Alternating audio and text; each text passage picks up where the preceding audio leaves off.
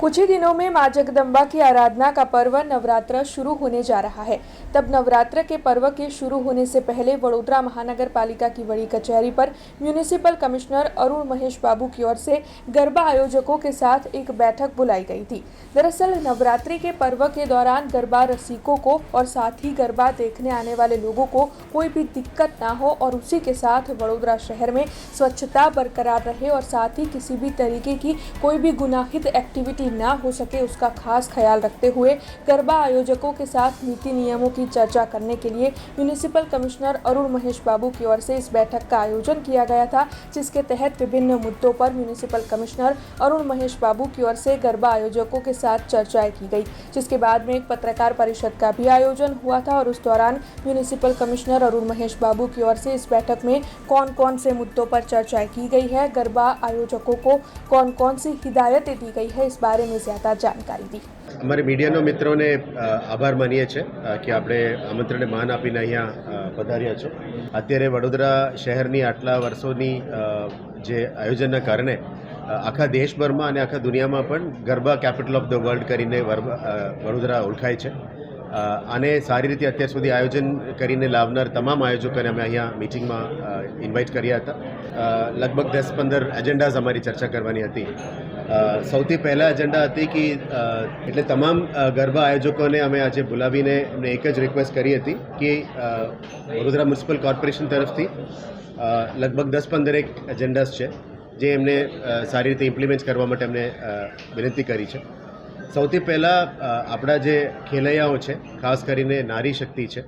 અમે મા દુર્ગાને પૂજન કરીને અત્યારે નવરાત્રિનું આયોજન કરીએ છીએ, એટલે આપણા વિશ્વાસ કરીને તમામ ગરબા ગ્રાઉન્ડ્સમાં આપણા નારીઓ અહીંયા આવી રહ્યા છે, એટલે એમના માટે safety, women safety number 1 priority તમામ ગરબા આયોજકોને સારી રીતે કરવાનું અમને કીધું છે। એટલે ત્યાંના ખેલૈયાઓ માટે સેફટી મેજર્સ તમામ રેડી કરવા માટે એમને અમે સૂચન કરી છે। સેકન્ડ, આપ જાણો છો કે આખા દેશભરમાં અત્યારે સ્વચ્છોત્સવની ઉજવણી થઈ રહ્યા છે અને વડોદરામાં ખાસ કરીને નવરાત્રિ મોટા ભાગમાં કરવામાં આવે છે, એટલે ગરબા ગ્રાઉન્ડની બહાર અને રોડ રસ્તામાં પણ જે રીતનો અમે શપથ લીધા છે, આજે તમામ ગરબા આયોજકો મારફતે પણ અમે શપથ લેવડાવ્યું છે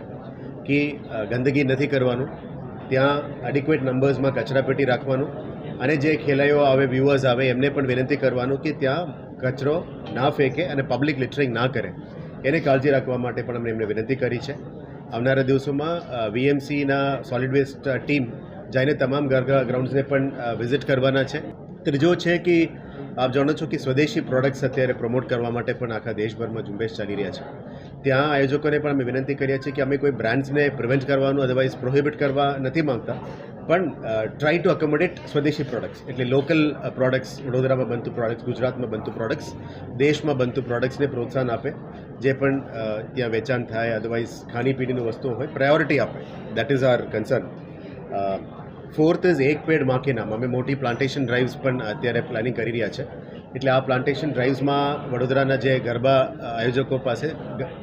લોકો લાખોની સંખ્યામાં આવવાના છે, એટલે ત્યાંથી એક સારું મેસેજ પણ જાય, એક પેડ માં કે નામની મેસેજ પણ જાય। અમે એમને વિનંતી કરી છે કે જેટલું બને એક સ્ટોલ્સ પ્લાન્ટેશનની પણ વિતરણ કરો, આપ લોકો ઘણા બધા ખર્ચ કરી રહ્યા છો આયોજન કરવા માટે, એટલે થોડું પેડ પૌધાની વિતરણ માટે પણ રાખજો, જેથી કરીને લોકો એક સારું મેસેજ લઈને ઘરે જાય અને પેડ પૌધાનું જાળવણી પણ થાય અને જતન કરી શકે, જેથી કરીને વડોદરા વધારે હરિયાળી બની શકે। हमसे जुड़े रहने के लिए हमारे YouTube चैनल को सब्सक्राइब करें और नई वीडियो की नोटिफिकेशन के लिए बेल आइकॉन को दबाएं।